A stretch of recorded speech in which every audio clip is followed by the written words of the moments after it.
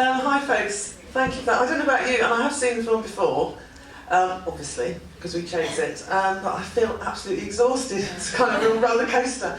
And I suppose obviously we want you to kind of ask Heather lots of questions, your opportunity.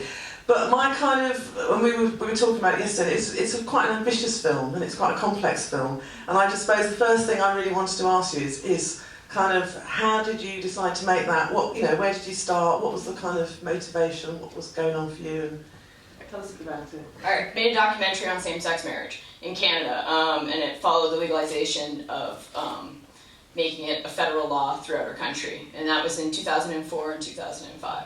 And I don't consider myself a documentary filmmaker, but it was a really good thing to do for my first experience. And that was actually my coming out story.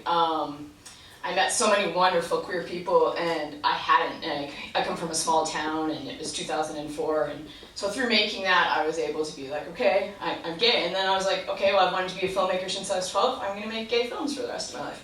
So then in 2006, I shot a film called To Each Her Own, and that took 3 years to make. So in 2009, it toured the festival circuit, and that film's actually available on toeachherownfilms.com, and that is just, it's a simple coming out story about a girl who leaves her husband.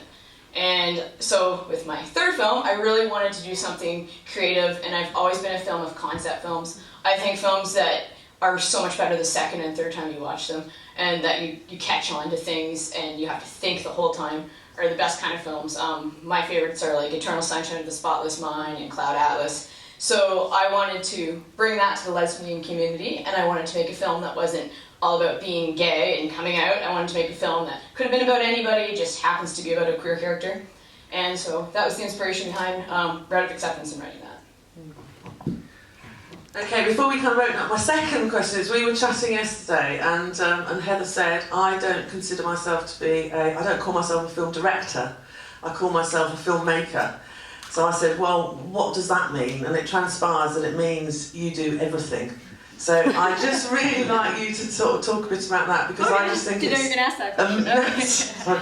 I just think it's really amazing, actually, your involvement in the film. So if you just explain to people what you mean by filmmaker as opposed to director.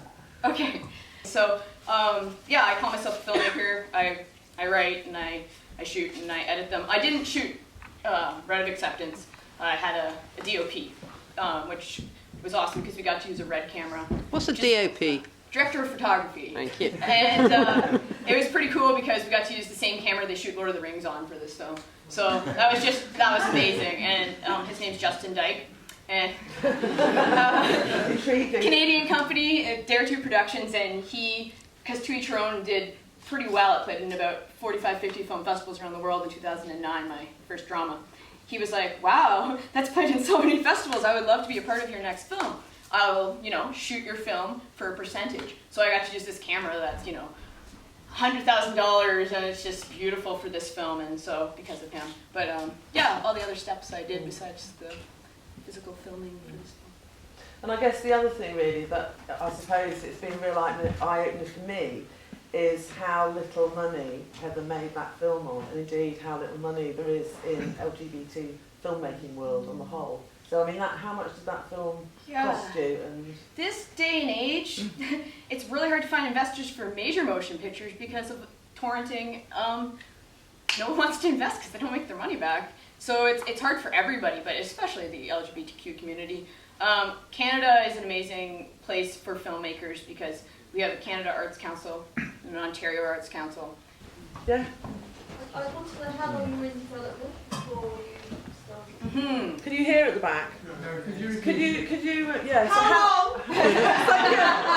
Sorry, the microphone's gone. That's good. How long in development? That's the question. Okay, so it probably takes me about 5 months to write a film, and then about 2 months to apply for the grants, and then you sit there and wait for 5 months to find out if you get them. And then it takes me about 4 months to film a film, but it's only about a month of filming. But I use actors who are working for free, so they all have to, do their waitressing jobs on the side and everything, so we go around everyone's schedule. And then it's a year and a half of editing, and then a year of festival circuit traveling, and then you hopefully get picked up by some sort of distribution so that people can see it that are outside of the festival circuit who know about it. So, yeah. Okay, there was a question. Yeah. Did you know any of the performers before, or how did that Just work? one.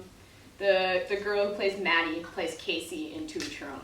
So I used her twice because she's a genius. And so I do casting. There's a place called the 519 in Toronto, and it's a gay and lesbian community center. So they have very good rates on renting out the room for the day. And so I also like to support the queer, places. So yeah, we do all our casting there, and we're talking like 15 days of auditioning, like 200 and 250 people, because when you want people to work for free, you have to go through a lot of people who think they can act before you find some talented people. So it's like I could make a funny documentary with all of the people that come out to act for you. But yeah, the casting is a very intense, crazy process. Yeah, over there first, and then yeah. What's your favourite part of the film? My favorite part of the film, I like the Maddie and Ryan, the scene where she tells her that she was molested as a child. I think it could be a short film on its own, and it's just really moving to me. I loved how it turned out.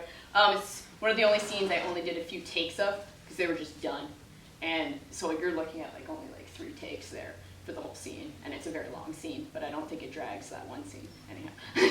So yeah, that scene. Actually, talking about takes, you were talking yesterday about how many takes you actually did, which I thought was really interesting. Could you? Yeah, so you have one camera, so you see many things. So the poor actors, they have to do everything, 15, 20 times. I'm not with the dramatic scenes. I try to only do about 5 angles for that, but with, your average scene, they're doing that 20, 23 times to get all the different angles. And so we'll shoot like a 5-minute scene all day long.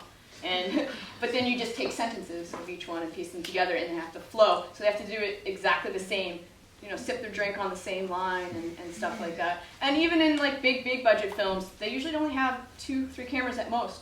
So they're doing it again and again. And some directors will only use 1 camera, even with all the money in the world, because they want to be looking at each frame every single time. So being an actor's hard. I can't act. The whole set. Well, was someone down here? Yeah, no, I was just going to say, the girls that were playing, are they lesbians, or are they straight playing lesbians? Or Yeah, they don't like me to talk about that.